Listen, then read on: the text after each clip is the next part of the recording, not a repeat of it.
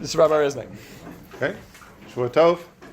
Okay, I'll just start by saying I have a website called JewishClarity.com, and I'm going to pass around 2 pieces of paper. If you give me your email addresses, I could send you the written version of what we're talking about tonight. So you can start here. You can pass it around. You could also send you occasionally, like an article, maybe once a month or so, from the website. Okay, now the topic of Yissurim is an extremely important topic to understand, both for ourselves as Jews, and certainly when we're talking about how to explain Torah, Judaism, to anybody. Because everyone asks this question. Everyone asks why the righteous suffer, why the wicked prosper. It's a classical question. Every religion deals with it. And we have to understand it for ourselves and to articulate the principles to other people. There's 3 important principles that you have to understand before we can discuss the issue itself. And these 3 principles really frame the issue in a proper Jewish format. The term in Hebrew for this whole topic of, again, why the righteous appear to suffer, why the wicked appear to prosper, the term in Hebrew is Yissurim. This is the topic of Yissurim. The word Yissurim, the Hebrew word Yissurim, is often translated as suffering. But I think you'll see very quickly that's a very problematic, very inaccurate translation. The way to know what a Hebrew word actually means is when you have that Hebrew word in a pasuk in the Torah. That tells you the ideal context to understand what the meaning of the word actually is. So we have a pasuk in Devarim, Chet, Hey, chapter 8, verse 5, says the following: Yadata im levavecha, you should know with your heart. Ki ka'asher yaser esbano, just like a parent gives Yissurim to his child, Hashem Elokecha miasreka, God your Lord gives you Yissurim. You should know with your heart that just like a parent gives Yissurim to his child, also God your Lord gives you Yissurim. Obviously, no one would translate Yissurim in that context as suffering. No one would say, you should know that just like a parent causes his child to suffer, so God your Lord caused you to suffer. What does it mean? By comparing God to a parent, the Torah is telling us a very important point. While Yissurim can be difficult, painful, and challenging, they're given from love for our benefit. So that would be, I think, the correct translation of the concept of Yissurim. Difficulties and challenges given from God's love for our benefit. That's what the Jewish concept itself is of Yissurim. Second prerequisite is, there's a certain thought that people have that perhaps this whole topic is a wrong topic to talk about. Maybe it's a chutzpah. We're going to be challenging God and asking God, why do things happen in the world? What do we know? What do we understand? So maybe we shouldn't even ask this question in the first place. So that, I think, is a wrong idea. Now, one way we can see this very clearly, the Gemara Baruch Hu tells us that Moshe Rabbeinu himself asked this question to Hashem. If Moshe himself could ask the question about the righteous appearing to suffer and wicked appearing to prosper to Hashem, obviously it can't be a wrong question to ask. And I would even go further and say, if the Gemara Baruch Hu tells us Moshe asked this question, it's telling us not only we can ask it, we should ask the question. Okay? However, having said that, we should ask it as a question and not use it as an attack, which oftentimes is done. We should ask as a question to understand and not use it as an attack. That's number 2. Your question? Ask as a question, not as an attack. Meaning, I want to understand. As in plug into the pasuk. Oh, I'm saying it says, you should know with your heart that just like a parent gives Yissurim challenges and difficulties from his love for the benefit of the child, also God your Lord gives you Yissurim. But then you could ask, wait a minute, but do I see that all the time? Would you see that in the world all the time? Okay, that's what the question is. Whereas the point is, the question should be asked to understand, not to attack. Okay, yeah. Respond like kind of rejected the question. Well, the question's coming, the topic's coming up. This is prerequisites. I'm just saying, first of all, the word itself means challenges and difficulties given from God's love for our benefit. Second of all, it's a proper topic to talk about. We didn't get to the topic yet. seems to be saying it's not about topic. What do you mean? This is the way Hashem responds to Moshe. He says you can't understand it. It doesn't say you shouldn't be trying to understand. The fact that he doesn't give him a clear understanding because you're a bus of Adam and you can't fathom all the factors doesn't mean he shouldn't have asked in the first place. Okay, and number three is this whole issue, again, the righteous appearing to suffer, the wicked appearing to prosper.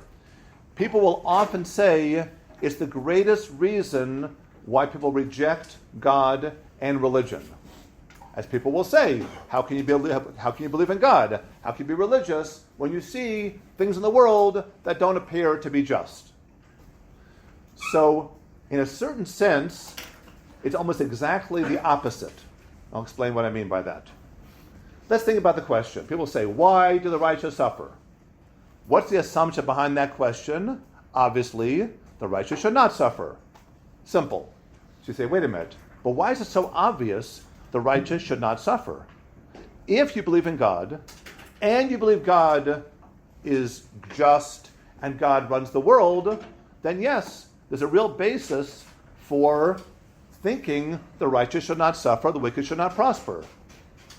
But if a person says, I don't believe in God, I don't believe there's any system of organization or hashgacha in the world, so then on what basis should you be surprised if sometimes the wicked appear to suffer, the righteous appear to suffer, and the wicked appear to prosper? Meaning, if you take God out of the picture, there's no rhyme or reason to anything that happens in the world. It's a random, chaotic universe, and in that kind of a chaotic universe, unfortunately, things happen that are very unpleasant and very, very unjust. So the very question itself only makes sense if one believes in God. Hold on. I'm going to just preempt what you're saying. However, one could respond. I'm guessing this is what you were about to say. I'm sorry to cut you off, but people will often say, wait a minute. That doesn't show that I believe in God. I'm just asking a kasha on you. I'm asking a contradiction. How can you, a religious person, believe in God and you see what happens in the world? Was your question? Okay. Okay. So a person could say, look, it doesn't show what I believe. I'm just asking a kasha on you, a stira on you. Okay? Fine. So in theory, that's true. But I say in theory because in practicality, it's not really true. Why? Let's think. When people are asking this question, why do the righteous suffer? Why do the wicked prosper? Are they asking it as some philosophical, theological question, or are they really bothered by the question? They're not just asked as an intellectual kasha. They're really bothered themselves. They're emotionally disturbed by the whole topic. And people will pound the table.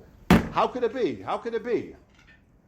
And they're expressing a sense of outrage on the whole topic.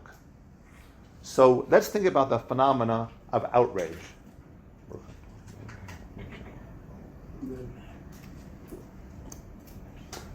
So I'm going to suggest, what is outrage?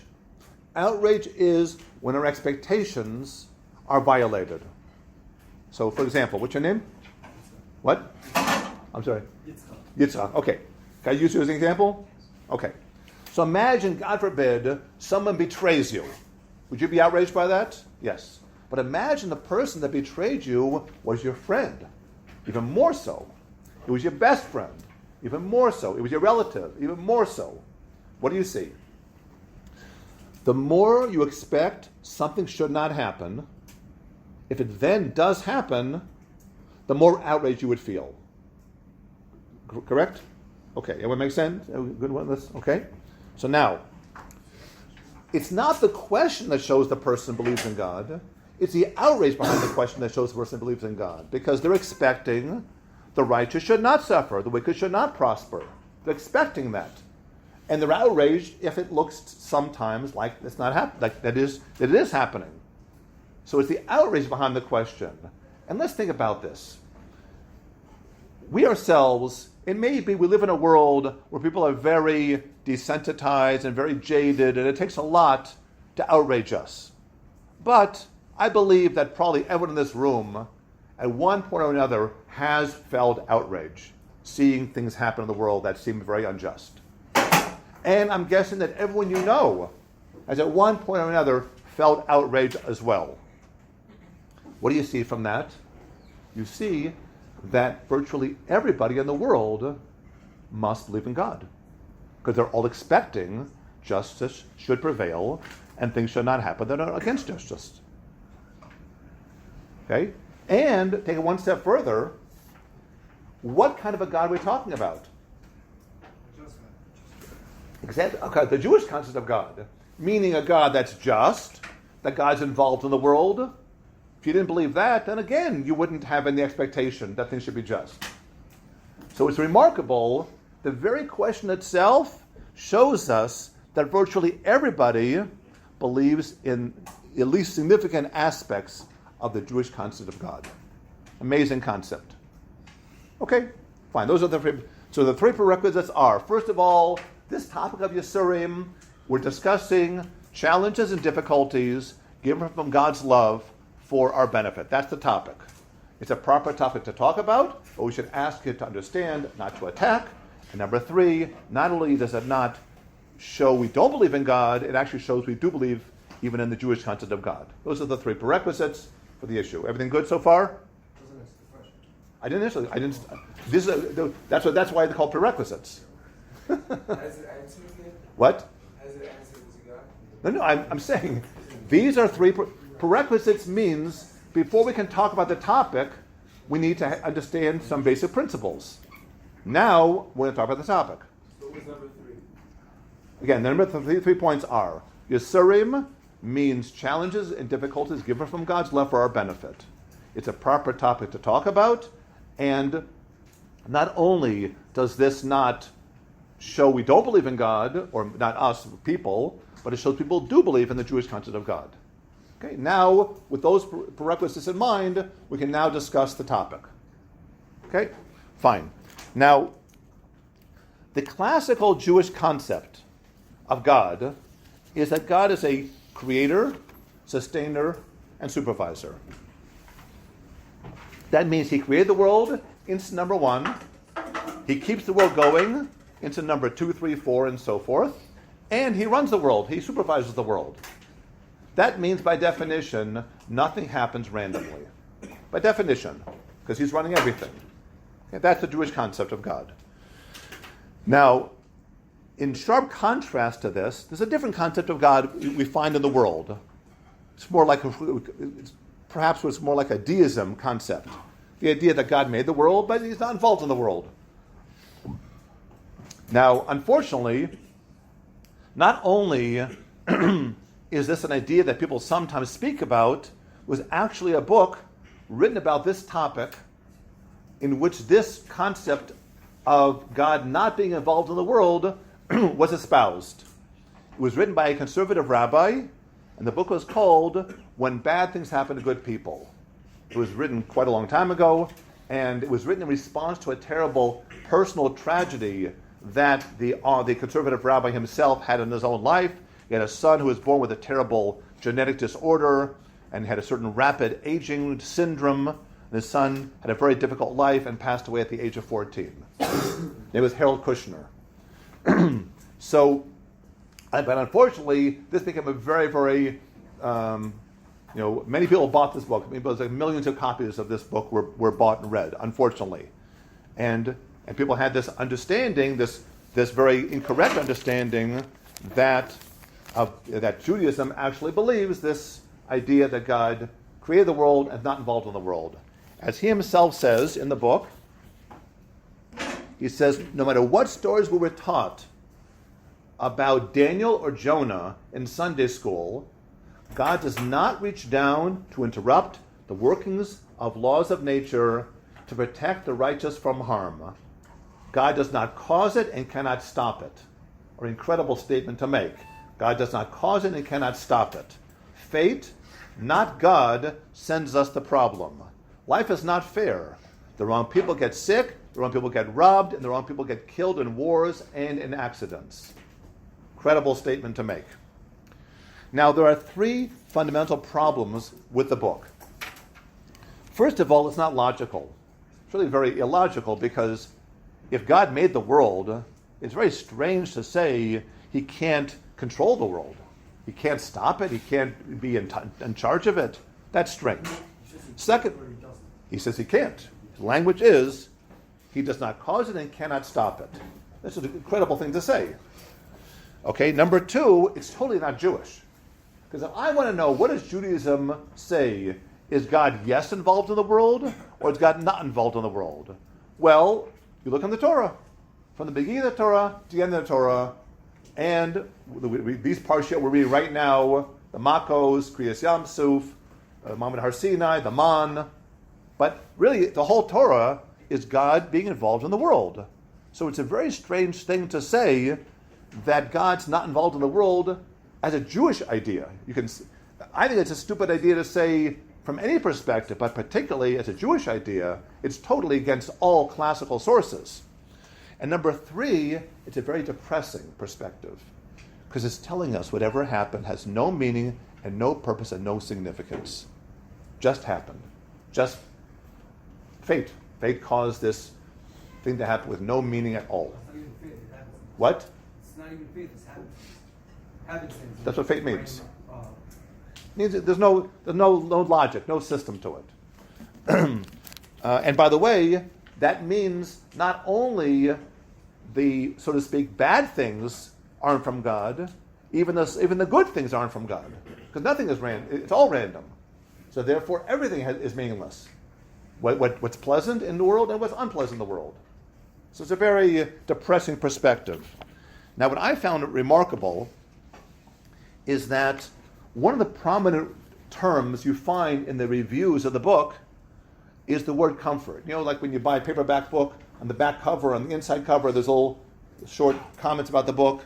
So one of the words that was very prominent in these different comments about the book is the word comfort.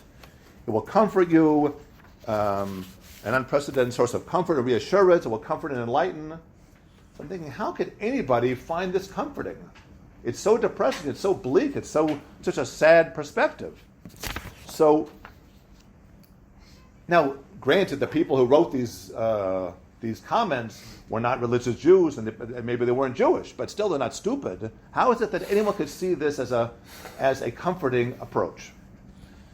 So, I thought about this a lot, because it really bothered me. And what I came to is that there are two words in English that sound similar, but are actually very different. Comforting and comfortable. The Kushner book is not comforting at all, but it is very comfortable. So what do I mean by that? Because it has no demands on anyone. It just tells you whatever happens, nothing's your fault, nothing's your responsibility, there's no consequences to anything you do. That is actually a very comfortable approach, but very uncomforting. Whereas Judaism, Torah is very comforting, because what happens is meaningful and significant, and there's a system to it, but it's not always so comfortable. So you have these two very different approaches. And it's interesting also that in Hebrew, the two words are also very related. Noach and Nechama, also very similar. There's a certain commonality there. So somehow in Hebrew and in English, the two words, which are very different, have a certain similarity in the actual language. It's not comforting the outrage? What? It's not comforting the outrage? If you feel nothing has any meaning or significance, then that's going to try to, I guess you will feel out. It's strange. It's going to be strange, because to the degree you feel an outrage, it means you believe there's a system behind it. So there's a little bit of a lack of logic here, at least on an emotional level. But then you say, but it's all just fate. So there's no logic to it. So it doesn't really make any sense. Yeah. Don't they still believe in Scar and Orish and Otava? Who? I don't know. But I can tell you what. Because then they believe that they're actually do have a impact on like do have a consequence, not against the world. He does make a reference in his book to the world to come, but then says something like, "Well, no one's ever been there, no one knows what it is, and so therefore we can't even consider that in the whole picture." But maybe most of the reviews were people who like had bad experiences and like it's comforting because then they're saying like at least it doesn't mean I'm It's not comforting, it's comfortable. Because it's saying nothing's my fault, nothing's my responsibility, no consequences. That's comfortable. Comforting, it's not comforting at all. Because it means there's no meaning to it, there's no significance to it. But it also means for people who had like let's say bad experiences that it means that they're not necessarily bad people. The Seder, that's called comfortable. Nothing is my fault, nothing is my responsibility. That's what I'm calling comfortable. And that is the reason that people like the book. But it's a very sad statement about people that they would rather have a book of comfortable than comforting. Now, interestingly,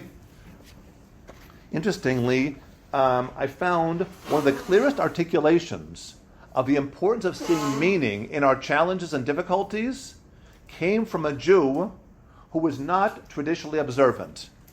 It was a Holocaust survivor named Viktor Frankl. And he was a psychiatrist in Vienna before the Second World War, and he was taken to the camps, and he was one of the survivors of Auschwitz, and he wrote a book called Man's Search for Meaning. And he talks about the critical importance of seeing meaning in whatever happens to us. So he writes the following, this is from his book.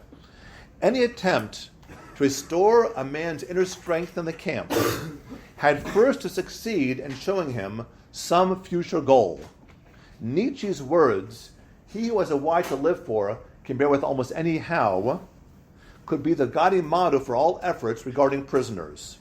Whenever there was an opportunity for it, one had to give them a why, an aim for their lives, to strengthen them to bear the terrible how of their existence. Woe to him who saw no more sense in his life, no aim, no purpose, and therefore no point in carrying on. He was soon lost. And he mentions in the book there were people who were physically stronger but had no sense of meaning and died earlier than people who were physically weaker but yes had a sense of meaning. So it actually made a difference in their ability to survive in the midst of the Gehenna they were in the concentration camps. Now, what I want to talk about now is what is the Torah attitude about how we should emotionally relate to Yissurim. So the first point that I think is very worthwhile to appreciate, there's a din in Shulchan Aruch, in Yoreh Deah, that if someone doesn't mourn properly when a close relative passes away, that person is called aksari, a cruel person. Now, why is that important? Because perhaps someone could say, it's all for the best, everything, God runs the world, therefore I shouldn't cry, I shouldn't mourn, I shouldn't be sad, because it's all part of a system. Now, it's certainly true there's a system that we believe, but that doesn't mean we shouldn't have normal emotions. So the Torah wants us to relate on two different levels, intellectually and emotionally. Intellectually, I should know it is all for the best. However, at the same time, I'm a human being, and I should feel the sense of loss, the sense of pain, and the sense of trauma, as any normal human being would feel. And it's actually possible to have both at the same time. The intellectual awareness that is all for the best, and the emotional pain of the sense of loss. And there's actually a remarkable medrash which tells us that this happened with Avram Avinu. On the way to the Akedah, he was crying and rejoicing at the same time. The Medrash says he was crying because he was going to lose a son. And he was rejoicing because he's about to pass the biggest test of his life. At the same time, he was having these two very, very different emotions. Intellectually, one, and emotionally, the other. That's a sense of loss. So it is possible for a person to know things and at the same time feel the sense of loss. That's the normal thing. I'm a normal human being. And to not have the normal sense of loss and the sense of pain, you wouldn't be a fully human being if you didn't have that. Now, it's important to realize also that many of the benefits of challenges and difficulties are in this world, not only in Olam Haba. But when we have challenges and difficulties, they humble us, They help us to appreciate our values, to appreciate deeper values, appreciate our relationships, and they can actually also bring us closer to Hashem. I know a case of someone, during the mourning for his father, he got more connected to his Judaism and eventually became observant. So the pain of the loss of his father ultimately was a spur to help him to get more Jewishly connected. So that also is, as the expression goes, there are no atheists in foxholes. Sometimes when a person has a real severe trauma, that can actually be the doorway to a deeper relationship with Hashem. Now there's one of the Taryag mitzvahs, one of the lavim in the Torah, Losis Godadu. There's an isser for a person to cut themselves as an expression of grief when a person has lost a close relative. It's one of the Yissurim in the Torah. Rav Hirsch asked the question, what's the difference between slashing one's flesh, which is an isser deraisa, and the obligation to tear kriya, to tear a garment if, God forbid, someone loses a close relative. So he says, when a person is tearing their garment, they're expressing the fact that the pain that they're feeling is as close to them as the garment is to the body. But if a person would slash their own body, their own flesh, that would be sending a very different message. That would be saying, I've lost my value, I've lost my significance. A person can never say that. There's never a situation like that. We are valuable, we are significant, and the loss is a loss. But we never lose our own value, our own significance. And very beautifully, the Torah frames this prohibition in a way to show us this. Begins by telling us, Banim etem l'Hashem Elokeichem, your children to God your Lord. Lo sisgodadu, don't cut yourself. It goes on to say, you are an Am Kadosh to Hashem. Hashem chose you from all the nations to be his Am Segula. So right there, by talking about how special we are, that's why it tells us, and therefore don't cut yourself, because your value and your significance is always going to be independent of the pain and the loss. We just finished Shabbos, and in Shal Shudas, of course, everyone sings Mizmor LeDavid. So David HaMelech is saying there, as a pasuk that we say, Shiftecha o Mishantecha Hemi Yenachamoni. Your Shevet and your Meshenet are both a comfort from me. David HaMelech is saying to Hashem, sometimes you relate to me with a Shevet. That's a stick that a person is hit with. And sometimes you relate to me with a Meshenet. That's a walking cane that someone is supported by. So David HaMelech is saying to Hashem, sometimes metaphorically you hit me, and sometimes you support me. But it's all a comfort from me. How can that be? Because the pasuk begins, because you're with me. If you know whatever's happening to you is happening from Hashem, that itself is the greatest source of comfort. And this really shows how sad and tragic the Kushner book is. Because you're taking the pain of the difficulty and you're cutting it off from God. And therefore you just have the pain with no meaning and no significance at all. And that really deepens the trauma much more greatly. Now, if you go back to the pasuk we said before at the beginning in Devarim, you say, if you know with your heart that just like a parent gives Yissurim to his child, God your Lord gives you Yissurim. What do you see?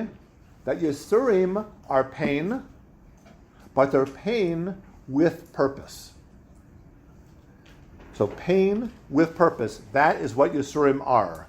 Then we could say, so what would pain without purpose be? If you didn't see a purpose or you didn't think there was a purpose, what would that be? That would be suffering. So we say there is a purpose, and therefore the pain is the pain, but there's a purpose to it, therefore it's Yissurim. But if you ignore the pain, or you think there isn't, if you ignore the purpose, and you think there isn't a purpose, then you've transformed the Yissurim into suffering. So therefore we could say, the pain either way is a reality. The pain's a reality either way, but the suffering is a choice. Make sense? And that's really my title for this whole presentation. Pain is a reality, suffering is a choice. And we choose by focusing on the fact that there is a purpose. That way we're able to see it as Yissurim, and therefore it's not going to end up being suffering. It'll be painful, but it's different than suffering. It's also important to realize, as much as we don't like pain, we don't always avoid painful situations. Sometimes we actually will embrace a situation where there's going to be pain.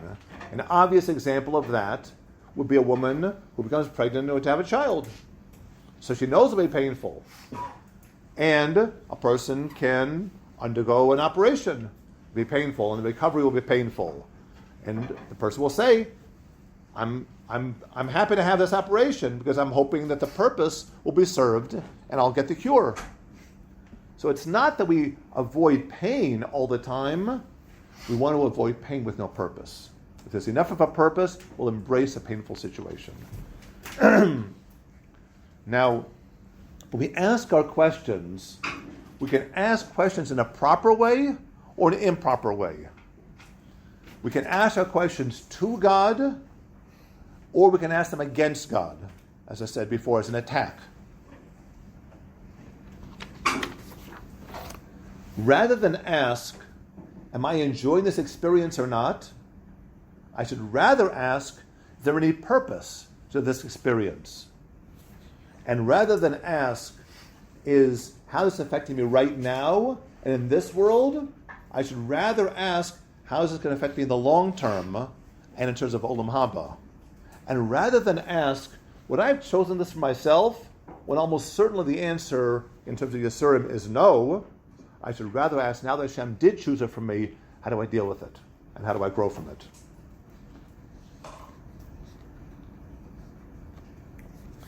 Now, one of the classic sources for this concept of how we should emotionally relate to Yissurim is the fact that a woman who gives birth, a yoletus, she brings a chatas at the end of the process. Sounds like a strange thing to do. She did an amazing thing. She brought a new life into the world, and she brings a chatas, which is normally associated with some sort of a transgression. So the Gemara explains that in the pain of the childbirth, she may have taken a vow, or said something, or lashed out at God, and therefore she needs an atonement. So while on the one side the Torah understands that she didn't have full control over herself and she did what she did, so she needs a kapara, but the Torah willingly provides a kapara for her. Because the Torah is saying that, look, you weren't in full control of yourself, therefore you need a kapara, and here's the kapara, and therefore you'll be fine. So you shouldn't think, and in fact the Gemara actually tells us that Gemara Baba Basra tells us that one's not held accountable at the time of their pain for even lashing out and blaspheming God. We learn this from Eo, who did that. In the midst of his terrible Yissurim, he lashed out at God. And the Gemara tells us he was not held accountable for that, he was not given an onish for that. Because of the pain, he wasn't fully able to control himself, and therefore he was exempt from any kind of an onish. It's not the ideal, obviously, but it's something which the Torah has an understanding of and provides a mechanism for him to take care of that. I know of a case of someone told me, a friend of his told him the following. His friend had gone through a whole period of years of terrible, difficult treatments for cancer, and eventually the person had finally finished all the treatments and was now healthy. So this person told my friend, he said, what I went through the last few years, I wouldn't wish it on my worst enemy. It was so terrible. But now that I went through it, I wouldn't give it up for all the money in the world. Meaning to say, looking back on it, I see the value of it. So, but at the time, of course, I would never have wanted it for anybody. There's a medrash that tells us about Bruria and Rebbe Meir, that two of their sons passed away on Shabbos afternoon. Bruria saw that they had died, and Rebbe Meir did not know that, and she did figure there's no point in telling him on Shabbos, nothing you can do about it. She waits till after Shabbos, and she says the following to him. She says, I have a question. If someone loaned us 2 jewels and then afterwards ask for them back, what should we do? He said, well, of course, we should give them back and express appreciation for having the use of them till now. And she then showed him their 2 sons and said, Hashem, God asked for his jewels back. What's the message of this very, very powerful medrash? We tend to think that what we have is ours. God gave it to us and it's ours. But that's not really the case. Whatever we have is more like a picadon, a deposit, given to us for us to use with certain guidelines. And how long will we have the use of it? We don't know. We hope we'll have it, like we say, ad me'av esrim. But we don't know. We hope we will, but we don't know. As we say at a Levaya with a pasuk from Eov, Hashem nasan, Hashem lakach. God gave, God took. We have to realize that whenever there's a trauma, whenever there's a loss, but the actual having it in the first place was also given to us from God. We didn't deserve it. We didn't earn it. It was a gift. But it wasn't really a gift. It was actually a deposit. And we hope we'll have it for a long time. Nothing is ours outright. Our children, our body, everything. So therefore, that was the message she was saying. And this touches an important aspect of Yissurim. Yissurim really help us to reframe and then re-understand how to see everything in the ideal way. In other words, people take a lot of things for granted. When you go through challenges and difficulties, that is one of the things that's very valuable about Yissurim. It refocuses you, helps you appreciate and not take things for granted. And there's many, many benefits we get from that. But in any case, that's really how we should view whatever we have. Now, when we look back on difficulties, you often have a difference in how you look back on it and how you saw it the first time. When something's happening, we often feel it's the worst possible thing that could ever happen. But looking back on it, in hindsight, we oftentimes will feel, actually, maybe it wasn't so bad, or in the case I told you before, it was the best thing that ever happened to me, even though it was very, very difficult and very, very painful. It's interesting that the phraseology we say, both in Hebrew and in English, Lama yesh tzadik v'ralo, lama yesh rasha v'tovlo. Why is there a tzadik and there's bad to him? Why is there a rasha and there's good to him? Or we say, why do the righteous suffer? Why do the wicked prosper? Who is speaking there? It's the onlooker. It's not the tzaddik himself that's talking. It's the onlooker that's talking. But when you think about it, you realize, even in our own lives, we could have something happen where we're sure it's the worst possible thing that could ever happen, and we know ourselves better than anybody knows us. And even so, we may not understand the benefit of it sometimes till years hence. So certainly I look at someone else, I don't know them anywhere near like I know myself. Certainly then we don't know. We can't possibly evaluate ultimately is how good is it, how bad is it, how challenging, how good is it? We can't. We're missing a lot of information. Even ourselves we don't know. That doesn't mean we shouldn't be compassionate. We should try to respond and help people. But in terms of really making an evaluation, we don't know. We can't possibly know about someone else. Even ourselves we don't. Now, when we ask the question about Yissurim, we often phrase it as lama. Why? Why did it happen? And that's very valid, but we have to try to understand and realize we're limited in our perspective. But there's another question we could ask. It's not just lama, but also lama. For what? Lama is focusing on the past. Lama is focusing on the future. Now, that doesn't mean we shouldn't try to ask lama. Why? If we can get some understanding of why it's happening. Maybe I should try to improve in some area. Maybe I can grow from it in some way. But if I can't understand why it happened, at least try to see in the future something good. That's more the idea of growing from it. And a very beautiful example of this is you see many, probably the majority of the amazing tzedakahs and organizations we find in the Jewish world were started by people, are certainly supported by people who went through traumas. You know, a person has a child with some difficulty, they start an organization to help children with that difficulty. A person that goes through a certain difficulty himself, and he realizes, okay, people need help in this one area. So many of the organizations are started and supported by people who went through difficulties. That would be a very beautiful example of Lama. Not that I understand why, but I'm trying to do something positive moving forward, take the pain and do something good in the future. Reb Berkowitz, the Rosh Hashiva Neish Torah, he talks about the Shabbat following Tisha B'Av, is called Shabbat Nachamu. We begin the Haftarah, Nachamu, Nachamu Ami, console, console my people. So he asked the question, what's the double consolation? Console, console my nation. So he says there's two kinds of Nachama. The first is that we know at some point in history, all the pain, all the difficulty in the world, personally, communally, will all be finished. So there's an end point to difficulty and challenges that are in the world. And there's some level of Nachama in that. But the deeper Nachama is to realize at that future time, we'll be able to look back and understand why everything had to happen in the first place. And that second Nachama is by far the greater Nachama, because that's telling us whatever's happening is meaningful right now. I may not understand why it's happening right now, but it is meaningful right now. And therefore, because it's meaningful right now, I can get a sense of meaning from it and purpose from it, even if I don't understand specifically what the reason is.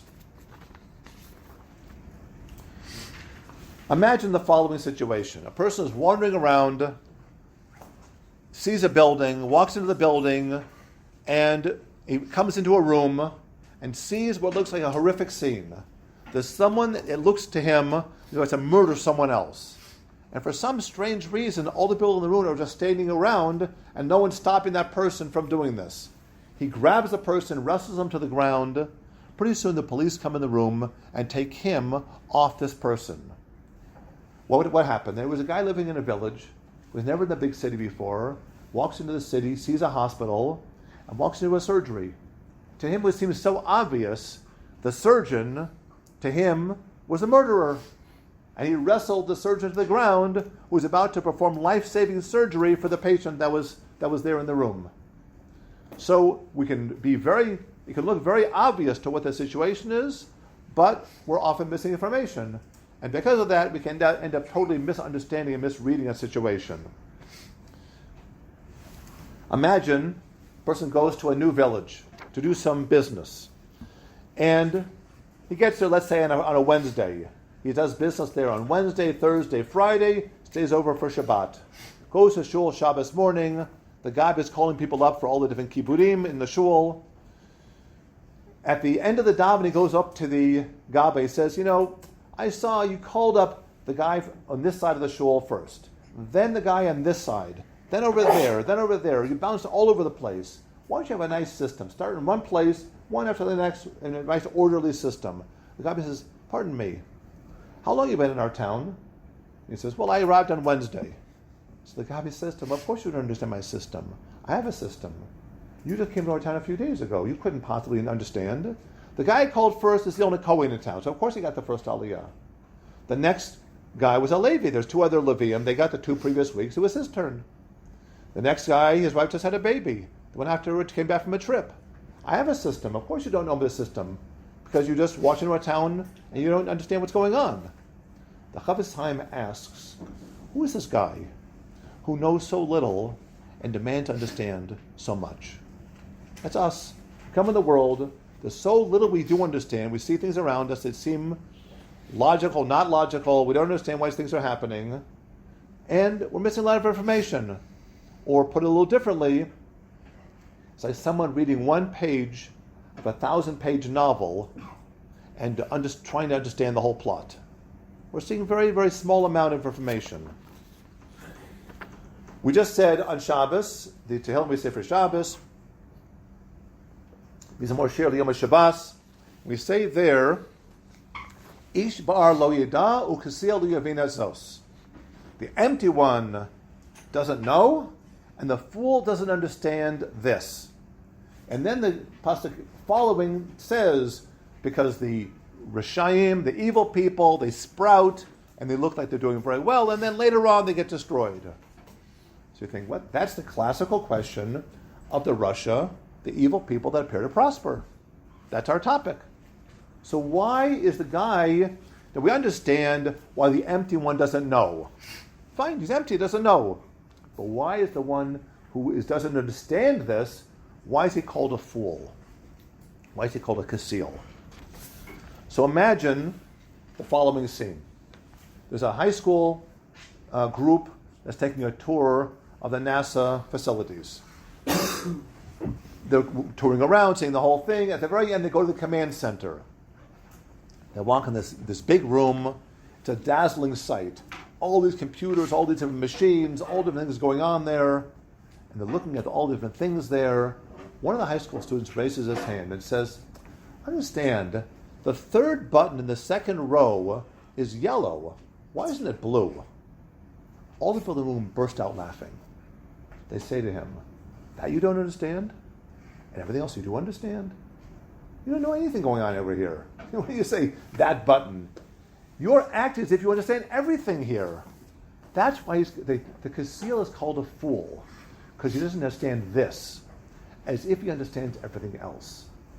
So I heard a very nice idea once that a believer in God needs to explain the problem of Yissurim. A non-believer has to explain everything else. So, yes, it's a problem. It's a question. It's an issue we have to talk about, trying to understand. But you have to realize there's a lot we don't understand. And we have to have a certain level of humility when we approach the topic. Now, of course, we should ask the question, we should try to understand as best we can. Certainly when it comes to ourselves, we should try to understand, try to introspect, try to see what can we do differently, how can we be better based on what our understandings happen to be. But we have to also realize, and certainly when it comes to other people, there's an awful lot we don't understand. And we should try to, ironically, by asking the question, why is it happening, when we see someone else, we end up actually doing much less to help the person. What's much better to do is to not ask that question, because we can't understand why it's happening to this person, but rather just respond. Just say, what can I do? How can I help them? You're not going to understand why it's happening to this other guy. When it comes to yourself, their introspection is appropriate and very important. When it comes to the other person, don't introspect, because you can't introspect about him, his situation, but rather just say, how can I help him? What can I do to come to his aid? Okay, it's a big topic. Hopefully these will give us some important principles. I'm going to close with a bracha that we know there's no such thing as people who don't have challenges in their lives. There's no such thing. But so we know that we can't avoid Yissurim entirely. But hopefully the Yissurim that we get in our lives will not be so great. And hopefully what we do get, we will be able to learn from and grow from appropriately. Okay, so I said before, if you want to get this transcript, you can sign up here. If anyone wants the transcript, the people say, please try to write as clearly as possible. Right, exactly. Try to do it clearly. Okay. Also, guys, 10 seconds before we finish.